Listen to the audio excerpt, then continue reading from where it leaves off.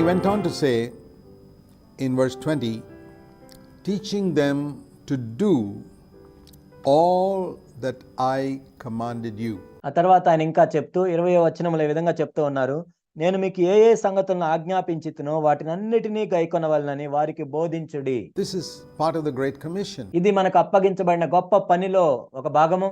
That once we go into all the world and tell people that they are sinners, మనము సర్వ సృష్టికి వెళ్ళి వారు పాపులు అని మనం చెప్పిన తర్వాత, Christ died for their sins వారి పాపల నిమిత్తం క్రీస్తు చనిపోయాడని, and rose up from the dead, ascended to heaven and is returning. మృతుల్లో నుండి ఆయన తిరిగి లేచాడని, పరలోకమునకు ఆరోహణం అయిపోయాడని, ఆయన మరలా తిరిగి వస్తున్నాడని చెప్పిన తర్వాత, and he is the only way to the Father, తండ్రి వద్దకు వెళ్ళటానికి ఆయన ఒక్కడే మార్గము.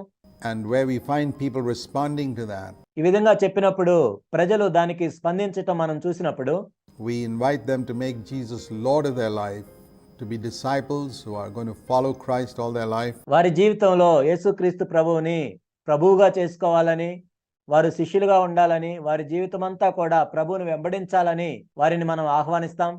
Baptize them into the name of the Father, Son and Holy Spirit. Introduce them to the mystery of the Godhead. ఆ తర్వాత తండ్రి, కుమార, పరిశుద్ధాత్మ నామములోనికి వారికి బాప్తిజం ఇచ్చి దేవునిలో ఉన్న మర్మము గురించి వారికి పరిచయం చేయాలి. And it doesn't finish there. కానీ అక్కడే ముగించబడదు. That's like coming to the starting line of the Olympic marathon race. అది ఎలా ఉంటుందంటే ఒలింపిక్ మారథాన్ పరుగు పందెములో ప్రారంభ గీత దగ్గరికి వచ్చినట్లుగా ఉంటుంది. I mean, even that is a great feat. నిజానికి అక్కడ దాకా వెళ్ళటం కూడా అది ఎంతో గొప్పగా సాధించినట్లే. If you got selected to represent your country and you come to the starting line of the Olympic marathon race, that itself is a feat. ఒక Olympic marathon పరుగు పందెం ప్రారంభించడానికి నీ దేశం తరపున ఒకవేళ నువ్వు సెలెక్ట్ అయ్యి ఆ ప్రారంభంలోనికి నువ్వు వెళ్ళినట్లయితే అది కూడా గొప్పగా సాధించినట్లే. But it doesn't mean anything because that's just the beginning of the race. కానీ అంత మాత్రమే కాదు, అది కేవలం ఒక పరుగు పందాన్ని ప్రారంభించినట్లు. So the fact that you become a disciple, you've been baptized in the name of the Father, Son and Holy Spirit, that's great. నీవు శిష్యుడిగా అయ్యావు, ఆ తర్వాత తండ్రి, కుమార, పరిశుద్ధాత్మ నామంలో బాప్తిజం తీసుకున్నావు, అంతవరకు వచ్చినా కానీ అది గొప్పగా సాధించినట్లే. But then begins the race. ఆ తరువాత పరుగు పందెం ప్రారంభించబడుతుంది. And in that race, we are to be taught to do every single thing that Jesus commanded us. ఆ తర్వాత ఆ పరుగు పందెంలో మనం ఏమి నేర్చుకోవాలి అంటే, యేసుక్రీస్తు ప్రభువారు ఏ ఏ విషయాలు ఆజ్ఞాపించారో ప్రతి చిన్నది కూడా మనము తెలుసుకోవాలి. And this is going to take a lifetime. ఇది జీవితాంతం పడుతుంది. And this is what every church should be doing. ప్రతి సంఘం కూడా ఈ విధంగా చేయాలి. If a church is majoring on making disciples, ఒక సంఘము శిష్యులుగా తయారు చేసే విషయంలో ఎక్కువగా ప్రకటిస్తున్నట్లయితే, and baptism, it should not stop there.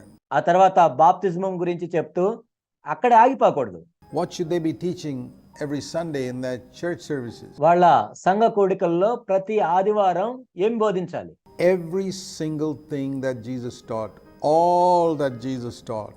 యేసు క్రీస్తు ప్రభు బోధించిన ప్రతి చిన్నదాన్ని కూడా బోధించాలి. యేసు ప్రభు బోధించిందంతా కూడా బోధించాలి. Not just a few selected things, and certainly not psychology. ఏదో కొన్ని ఎంచుకున్న విషయాలు మాత్రమే కాదు, ఖచ్చితంగా మానసిక శాస్త్రం మాత్రం కాదు. It's sad when a church is more interested in improving its music ఒక సంఘము సంగీతం ఇంకా ఎలా బాగా అభివృద్ధి చేసుకోవాలి అనే విషయం గురించే చెప్తూ ఉన్నట్లయితే ఇది ఎంతో విచారకరం. than improving the quality of its members. ఆ సంఘ సభ్యుల యొక్క నాణ్యత కంటే కూడా ఎక్కువగా దీని గురించి ఆలోచించినట్లయితే That's extremely sad. ఇది ఎంతో విచారకరం. What do you think God in heaven would be more interested in? పరలోకమందున్న దేవుడు దేని గురించి ఎక్కువగా ఆసక్తిగా ఉంటాడని మీరు అనుకుంటున్నారు? Here's a new church, for example, that's gathered together. Let's say people who are really born again and who really want to make Jesus Lord of their life. ఇక్కడ ఒక క్రొత్త సంఘము, వారు సంఘంగా కూడుకుంటున్నారు. వాళ్ళు నిజముగా తిరిగి జన్మించిన వారు, యేసుక్రీస్తుని నిజముగా వారి జీవితాల్లో ప్రభువుగా ఉంచుకోవాలనుకుంటున్న వారు. And if you find that church is concentrating on music, do you think God's interested in that primarily? ఒకవేళ ఆ సంఘము సంగీతం గురించి, పాటల గురించి వాళ్ళు ఎక్కువగా ఆలోచిస్తున్నట్లయితే దేవుడు కూడా దాని గురించి ఆసక్తి కలిగి ఉన్నాడని మీరు అనుకుంటున్నారా? It's good to have good music. I'm not against that. మంచి సంగీతం కలిగి ఉండటం మంచిదే, దానికి నేను వ్యతిరేకిని కాదు. But it's a question of priority. కానీ మరి దేనికి మనం ప్రాధాన్యత ఇస్తున్నాం అన్నది ముఖ్యం. What is God more interested in? The quality of those people in that church becoming more Christ-like, or the music becoming more entertaining? దేవుడు దేని గురించి ఆసక్తి కలిగి ఉంటున్నాడని మీరు అనుకుంటున్నారు? ఆ సంఘంలో ఉన్న విశ్వాసులు ఎక్కువగా క్రీస్తు వలె మారుతున్నారని దేవుడు అనుకుంటాడా, లేక సంగీతం బాగా వినోదాన్ని కలిగిస్తుందా లేదా అని అనుకుంటాడా? And there you see how Christians have drifted away. ఇక్కడ మనం చూస్తాం క్రైస్తవులు ఏ విధంగా దారి తొలగిపోయారో. Christian leaders haven't understood. క్రైస్తవ నాయకులు దీన్ని అర్థం చేసుకోవట్లేదు. What are we supposed to do? We are to teach people to obey every single thing that Jesus commanded. కాబట్టి మనం ఏం చేయాల్సిన అవసరం ఉంది అంటే, యేసుక్రీస్తు ప్రభు ఆజ్ఞాపించిన ప్రతి చిన్న విషయానికి కూడా విధేయత చూపించాలి అని మనం బోధించాలి. And we cannot teach them that, how to do that, if we haven't done that ourselves. మొట్టమొదటిగా మనమే వాటిని చేయనట్లయితే ఇతరులకు మనం వాటిని బోధించలేము.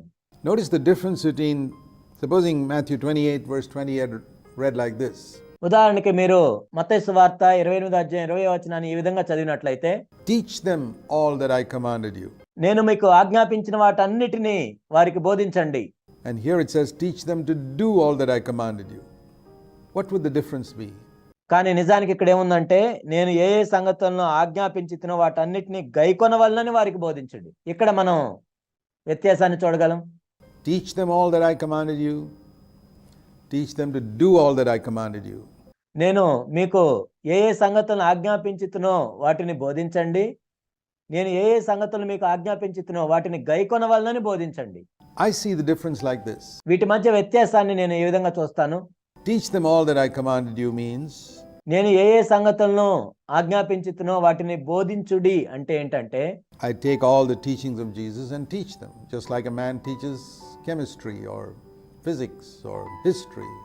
యేసుక్రీస్తు ప్రభువారు బోధించిన బోధనలన్నీ నేను తీసుకొని వాటిని నేను ఇతరులకు బోధిస్తాను. ఒక రసాయన శాస్త్రం బోధించినట్లో, లేక ఒక భౌతిక శాస్త్రాన్ని బోధించినట్లో, ఒక చరిత్రను బోధించినట్లో.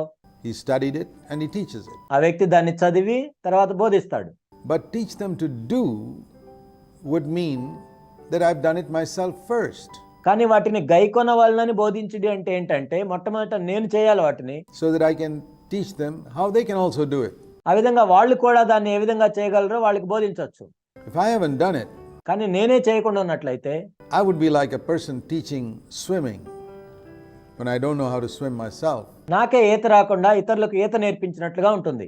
And you know, if you've understood the principles and techniques of swimming, నీవు ఈత నేర్చుకునే విషయంలో నియమాలను, టెక్నిక్స్ ని నువ్వు నేర్చుకున్నట్లయితే, you can explain it clearly on a blackboard to a whole lot of people and not be a swimmer yourself. Black board మీద అనేక మందికి నువ్వు వాటిని వివరించవచ్చు, కానీ నీకు ఈత రాకుండా కూడా నువ్వు ఆ విధంగా వివరించవచ్చు. That's teaching them. Teaching them to do is అదేంటంటే కేవలం వారికి బోధించటం. showing them in the swimming pool or in a river how you can actually go on the surface of the water and move from place to place. కానీ వాటిని గైకొన వలనని బోధించడం అంటే ఏంటంటే, నువ్వు ఒక స్విమ్మింగ్ పూల్లో దిగి లేక ఒక నదిలో దిగి ఒక ప్రాంతం నుంచి ఇంకొక ప్రాంతంకి వెళ్తూ వారికి చూపించటం. So a Christian leader has this responsibility to teach people to actually do every single thing that Jesus commanded. ఒక క్రైస్తవ నాయకుని యొక్క బాధ్యత ఏంటంటే, యేసుక్రీస్తు ప్రభువారు ఆజ్ఞాపించిన ప్రతి ఆజ్ఞను కూడా మొట్టమొదట తాను గైకొని ఉండాలి. And that is a huge area. అదొక పెద్ద విభాగము. And that's what we want to try and study, అందుకే మనం దాన్ని చదవటానికి ప్రయత్నం చేస్తూ ఉన్నాం, to fulfill that command. ఆ ఆజ్ఞను నెరవేర్చడానికి. All that I'm seeking to do in this program is to fulfill that command of Jesus. ఈ కార్యక్రమంలో నేనేం చేస్తున్నాను అంటే, యేసుక్రీస్తు ప్రభు ఇచ్చిన ఆ ఆజ్ఞను నెరవేర్చడానికి ప్రయత్నం చేస్తున్నాను. To teach all that Jesus taught. Yesu బోధించినదంతా బోధించటం. To teach you to do it as I've sought to do it myself. మొట్టమొదట నేను గైకొనటానికి ప్రయత్నం చేసినట్లుగా మీరు కూడా వాటిని గైకొనవలనని బోధించటం. In the last 52 years of my life, గత 52 సంవత్సరాలుగా నా జీవితంలో నేను వాటిని గైకొనటానికి ప్రయత్నం చేస్తున్నాను. not just picking out the things which are my favorite commands, ఏదో నాకు బాగా ఇష్టమైన ఆజ్ఞల గురించి చెప్పటం కాదు, or the ones that are easy and neglecting the others. లేక బాగా తేలిగ్గా ఉన్న వాటి గురించి చెప్పి వేరే వాటిని విడిచిపెట్టడం కాదు.